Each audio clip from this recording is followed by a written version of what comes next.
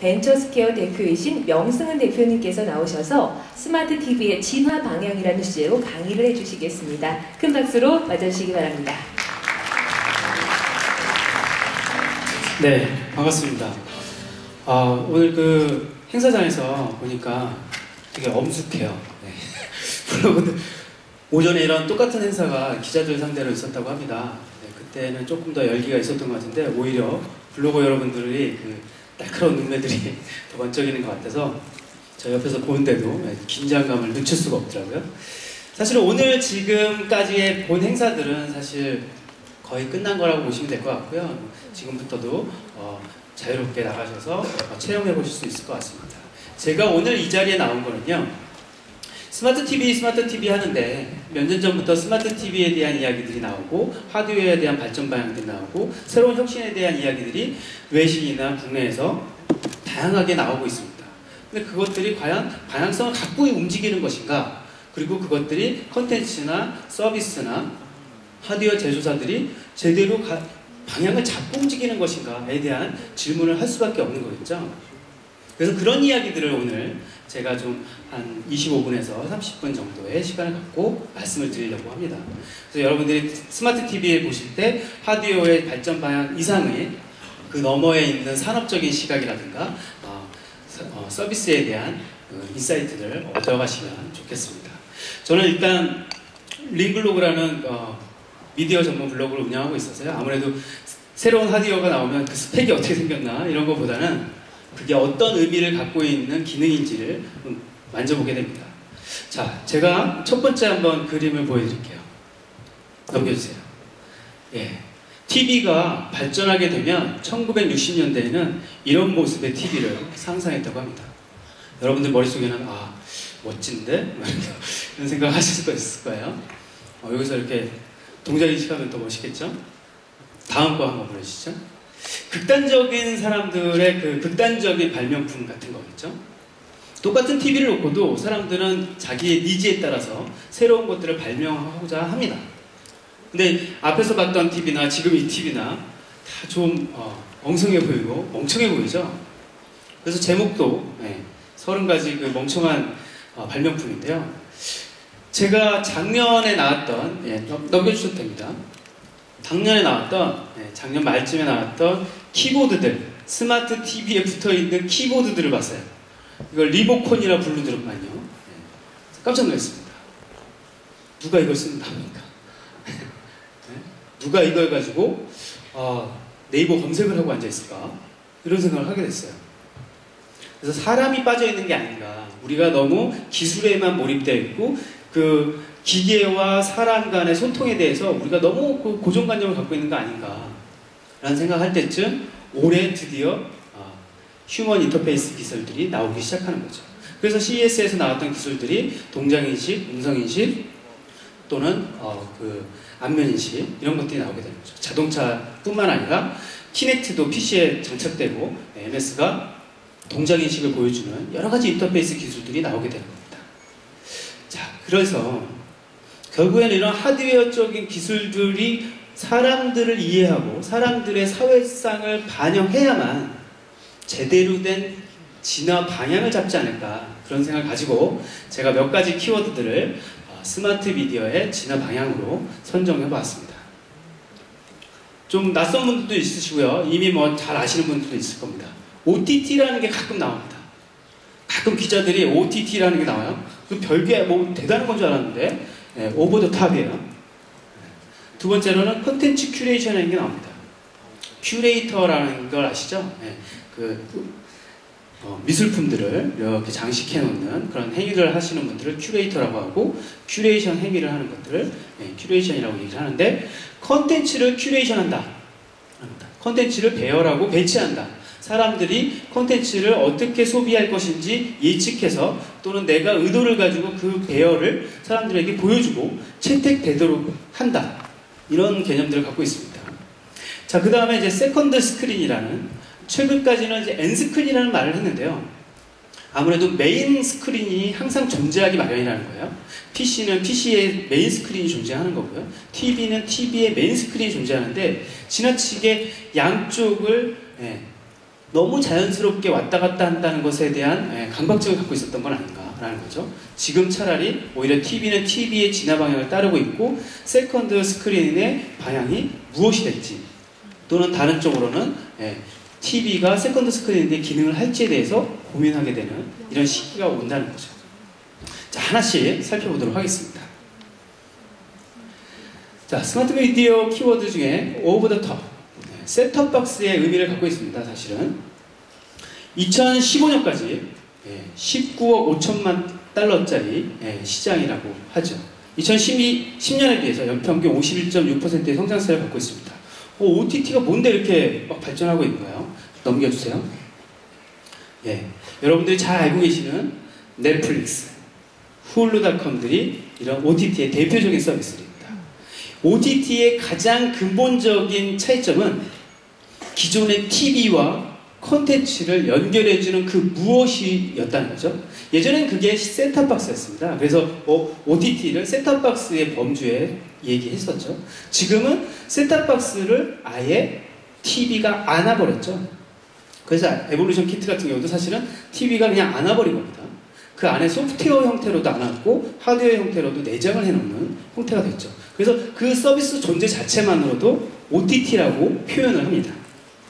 그래서 해외에서는 이제 OTT라는 얘기를 하면서 OTT의 진화의 방향이 웹 서비스하고는 또 다른 방향으로 가고 있는 건 아닌가라는 얘기를 하는 거죠. 기본적으로 유튜브는 뭐 그 경계선을 이미 넘어버렸긴 하지만 훌루와 넷플릭스는 항상 지금도 경쟁하고 있는 플랫폼입니다. 또 다른 폼팩터 같은 경우에는 하드웨어를 매개로 한 그런 OTT들도 있어요. 하드웨어를 매개로 한 OTT는 여러분들 잘 아시는 킨들파이어 같은 겁니다. 단순히 책 읽는 기계가 아니라 동영상도 볼 수 있고 또 다른 컨텐츠들을 소구할 수 있는 컨텐츠 기기죠. 또 하나는 엑스박스 360입니다. 여기 안에서도 여러분들이 보시다시피 게임만 유통하는 플랫폼에서 이제 진화돼 버렸죠. 거기서 영화도 보고 음악도 듣고 할 수 있습니다. 버라이즌이 이들을 상대로 최근에 제휴들을 늘려가고 있는 모습들이죠.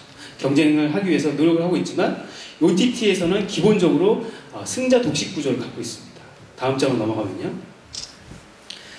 여러분들의 머릿속에 다운로드가 많아지면 뭐가 어디가 많을까 생각해보면 비트토런트를 좀 많이 상상하실 거예요. P2P 이렇게 생각하실 수도 있습니다.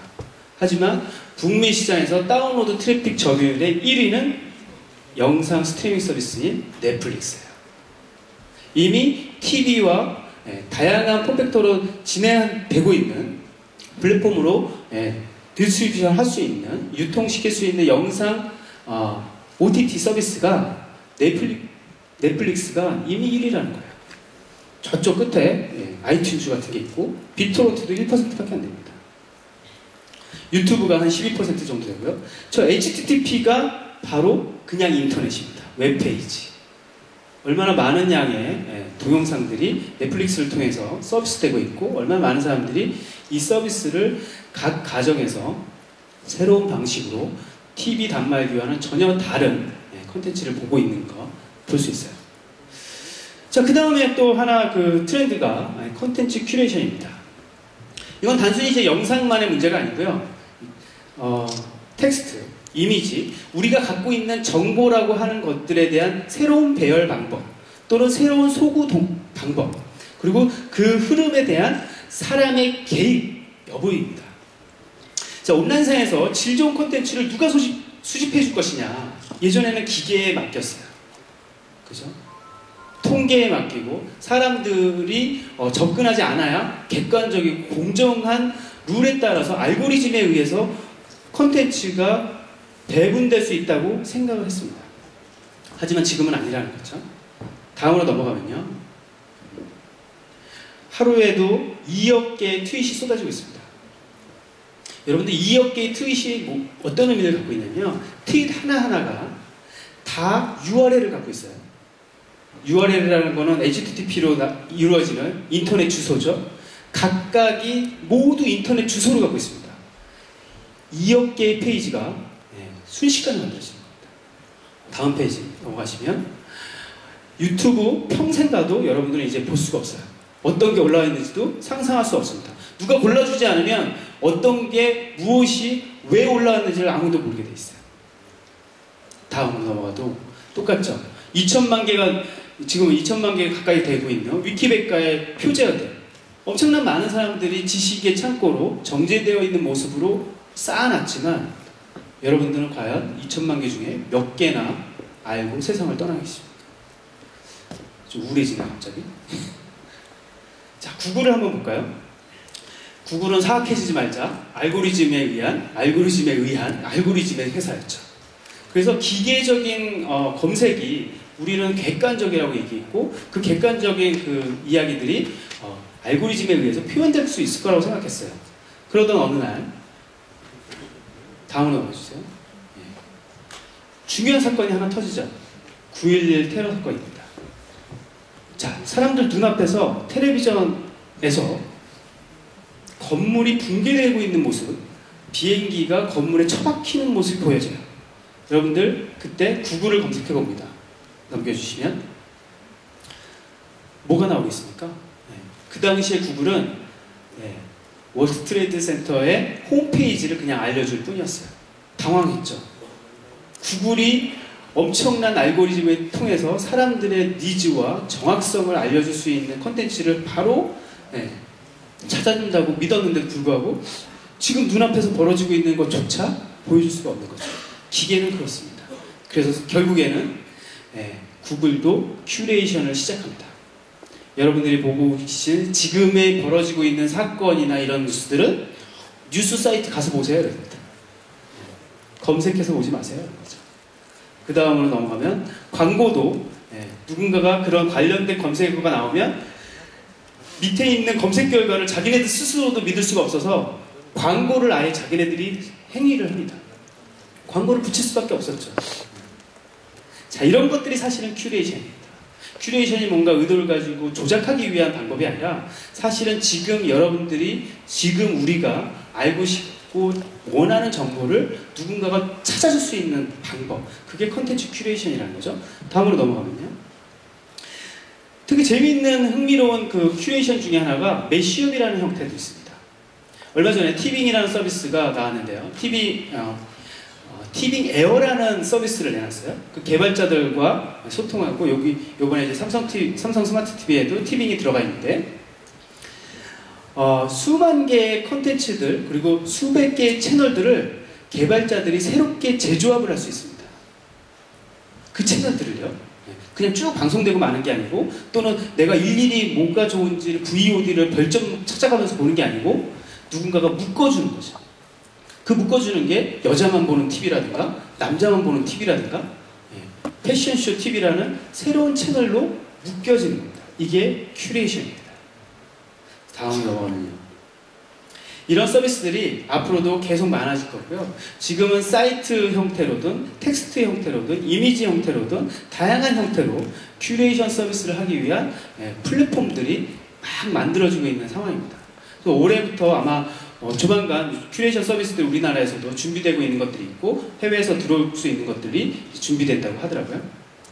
그래서 여러분들이 관심 있게 보셔야 되는 것들은 영상들도 이제는 큐레이션 되고 있다. 제가 오늘 준비를 못했지만 가보시면 유튜브에서 K-팝만 따로 뽑아놓은 하루 종일 자동 재생될 수 있는 채널들이 만들어지고 있어요. 그런 채널들은 동남아에서 활성화돼서 동남아에서 광고 수익을 얻고 있는 거죠.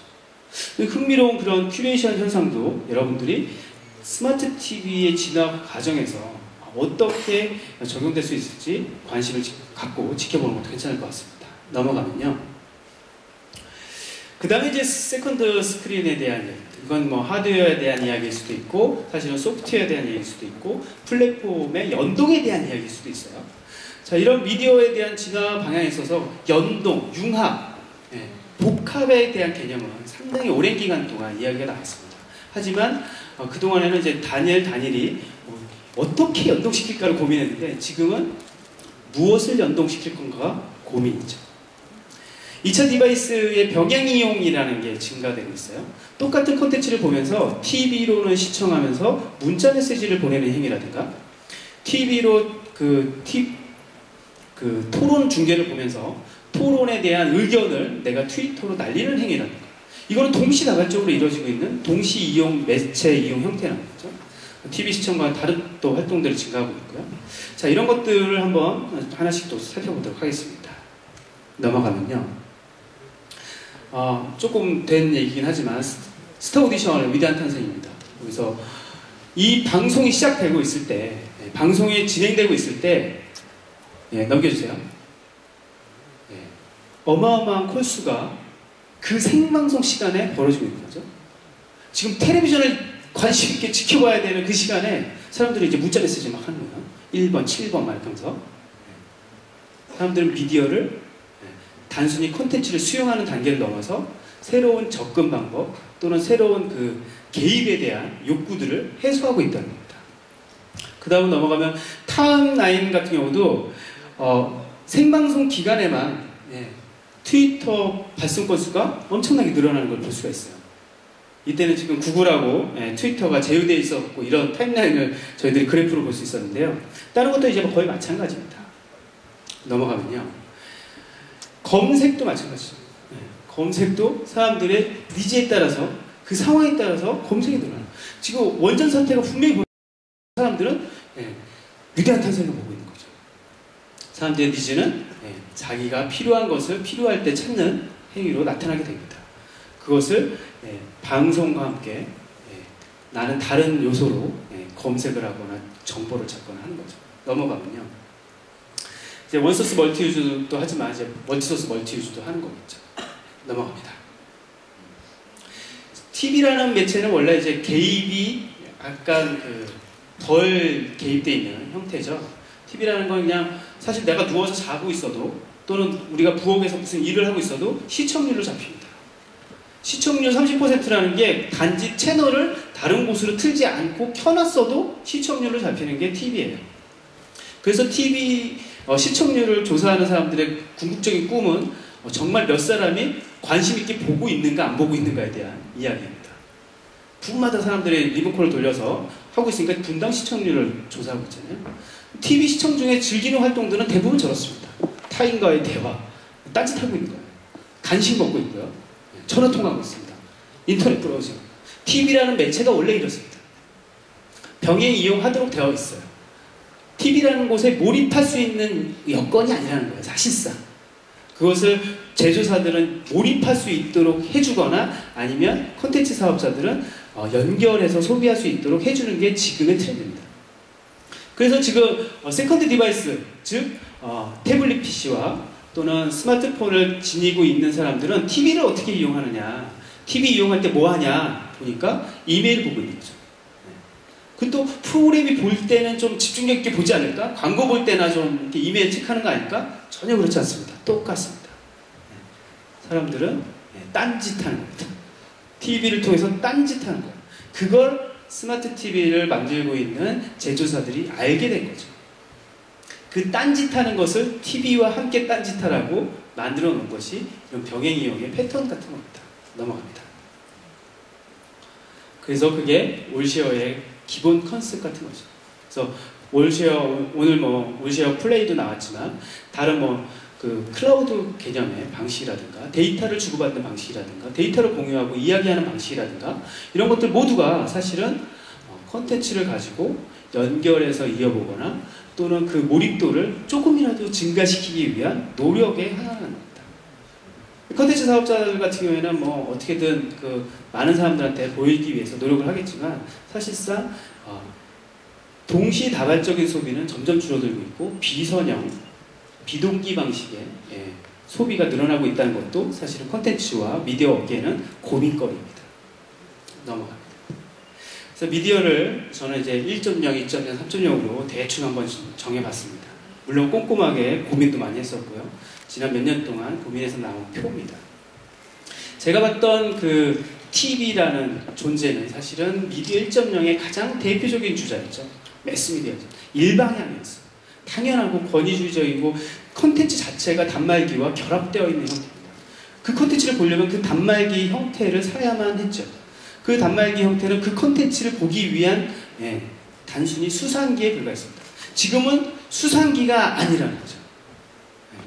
영상을 수신하는 장치만이 아니라는 거예요. 아까 그 스마트 TV 보셨지 않습니까? 스마트 TV가 입력 장치를 갖게 된 거예요. 카메라를 갖게 된 거예요. 키보드를 갖게 된 거예요. 음성 인식을 하게 된 거예요.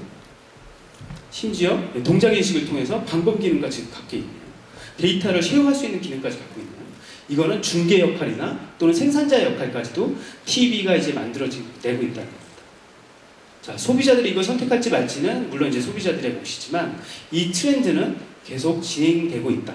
물론 1.0이 완전히 사라지고 뭐 2.0이 뭐 떴다가 2.0도 완전히 사라지고 3.0이 나오냐 이런 거는 아닙니다. 네, 제가 좋아하는 말 중에 미디어 모포시스라는 그런 이론이 하나 있는데요. 이거는 이제 미디어가 새롭게 진화되고 이제 패러다임 시프트가 진행될 때는 약 한 세대 30년 정도의 시간이 걸린다 이런 얘기를 합니다. 생각해보니까 라디오가 급변하면서 컬러 TV의 시대로 넘어오기까지가 한 30년 걸렸어요. TV와 인터넷이 자리바꿈하기까지가 사실은 또 한 30년이 걸렸습니다. 그렇게 따지면 지금 예전에 퓨처폰이라고 하는 피처폰이라고 하는 예전에 모든 폰들을 다 피처폰이라고 하죠.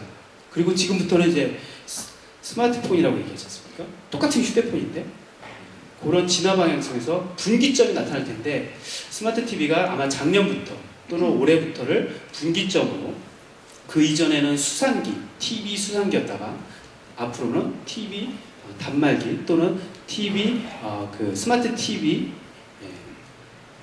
그러죠? 기기, 디바이스로 탈바꿈하게 되는 기점이 서 있을 겁니다. 자, 이런 것들을 살펴보면 이 미디어 플랫폼 자체가 진화되면서 하드웨어도 같이 그런 방향으로 진화될 수밖에 없다라는 걸 이야기하는 거고요.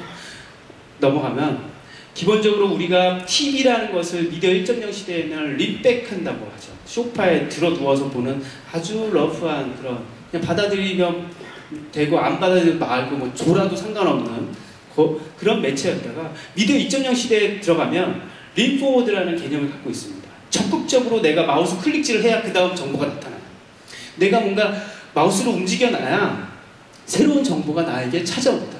내가 아무것도 안 하면 화면은 움직이지 않죠. 그게 림포워드의 기본적인 개념인데요. 이 림백과 림포워드가 적절하게 조화된다면 사실상 수용자가 선택하는 미디어가 나오기 시작하는 거예요. 다음으로 넘어가면요. 그게 요즘 여러분들이 느끼고 있는 그런 미디어 현상입니다. 보내주고 또는 내가 찾아 들어가고 하는 미디어 현상을 넘어서서 내가 선택하면 남들에게서도 함께 선택될 수 있는 그런 기회, 그런 기회가 미디어들의 새로운 역량으로 나타나는 거죠. 스마트 TV가 마지막으로 안아야 되는 컨텐츠는 사실 여러분들이 만드는 그 컨텐츠일 거예요. 아직까지는 그거 받아들이는 형태가 이렇게 정교화되어 있지 않고 표준화되어 있지 않다 보니까 쉽지 않지만 이북도 이제 셀프 퍼블리싱의 시대가 됐다면 앞으로 스마트 TV가 본격적으로 데이터를 연동하는 체계로 가고 있고 그 이후로 넘어갈 수 있다면 결국에는 개인 TV, 우리 가족 TV가 나올 수 있어야 된다는 거죠. 물론 이런 흐름들의 기본적인 방향성은 엉뚱한 짓을 하시면 안 된다. 사회는 함께 가고 있고요. 같은 방향성을 갖고 움직이고 있는데 좀 생뚱맞게 기술이 좀 발전한다. 남들과 좀 차별화돼야겠다. 이런 생각을 하고 있으면 그 다음으로 보시면 이런 TV가 나올 가능성이 높겠죠. 이 실제로 있었던 TV입니다. 2006년도에 도시바에서 나왔던 가상현실 그 HUD라고 하죠. 가상현실. 여러분들 TV가 이렇게 나온다면 우리 하나씩 갖다 이렇게 쓰셔야 되는 상황이 올지도 몰라요. 자, 스마트 TV. 똑똑한 TV일 수는 있겠지만요. 사실은 똑똑하게 만들어주는 거는 우리들이고 우리들이 똑똑하게 이용하지 못하면 멍청한 TV일 수밖에 없는 거죠. 이제는 바보 상자라는 말을 이제 못하겠는 건 확실한 거죠. 이거는 결국에 연동되고 소통할 수 있는 데이터들 그런 것들을 갖고 있기 때문에 스마트 TV라는 영역 자체가 새로운 영역으로 자리매김할 것 같고요. 이런 미디어적인 흐름, 하드웨어적인 발전 방향, 그리고 산업적인 준비 단계 가장 마지막에 따라오는 것은 사실상 소비자들의 인식 변화인 거죠. 한 세대가 지나가면 사람들이 바뀐다고 했잖아요. 지금 사회에 나오고 있는 사람들은 자신의 첫 PC를 기억 못합니다. 우리가 우리들의 첫 PC를, 첫 텔레비전을 기억 못하듯이 생활 속에 그대로 있을 겁니다. 지금 태어나는 세대들은 스마트 TV가 생활이 될 겁니다. 감사합니다.